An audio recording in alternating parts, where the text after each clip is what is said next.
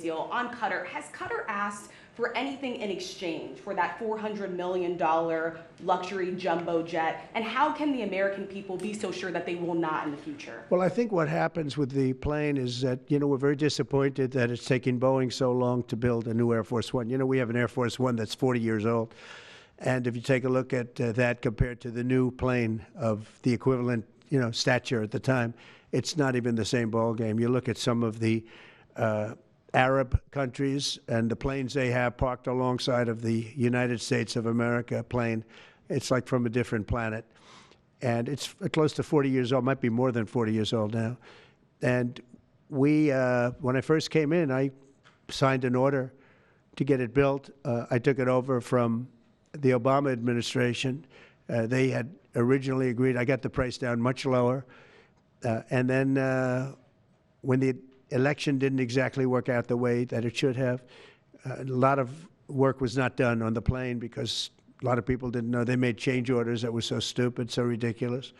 And it ended up being a total mess, a real mess.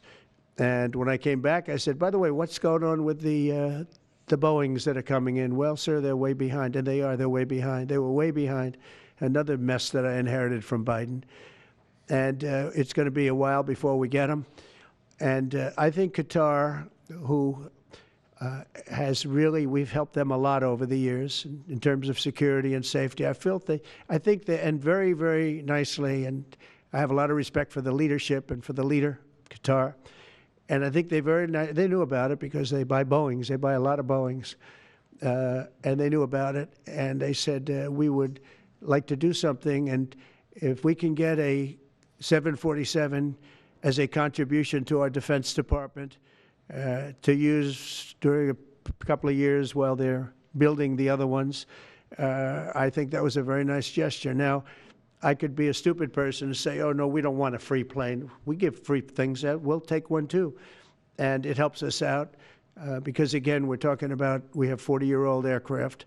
The money we spend, the maintenance we spend on those planes to keep them tippy-top is astronomical. You wouldn't even believe it. So I think it's a great gesture from Qatar. I appreciate it very much.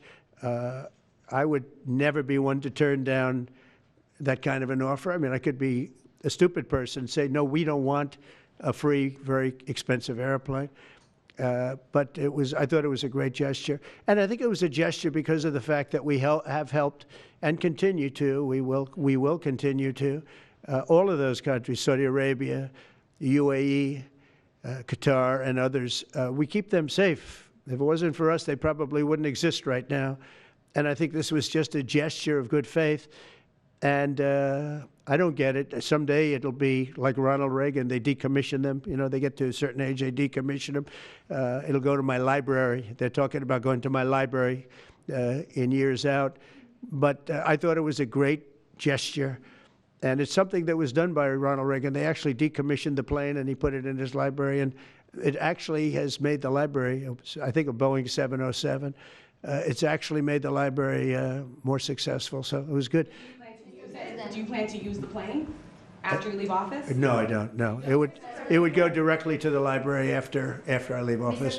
Mr. President, what do you say to people who view that luxury jet as a personal gift to you? Why not leave it behind? You're ABC fake news, right? Why not? Only ABC. Well, a few of you would. Let me tell you, you should be embarrassed asking that question. They're giving us a free jet. I could say, no, don't give us. I want to pay you $1 billion or $400 million or whatever it is. Or I could say, thank you very much. There was an old golfer named Sam Snead. Did you ever hear of him? He won 82 tournaments. He was a great golfer. And he had a motto: when they give you a putt, you say, thank you very much. You pick up your ball and you walk to the next hole. A lot of people are stupid. They say, no, I insist on putting it. And then they putt it and they miss it. And their partner gets angry at them. You know what? Remember that, Sam Snead.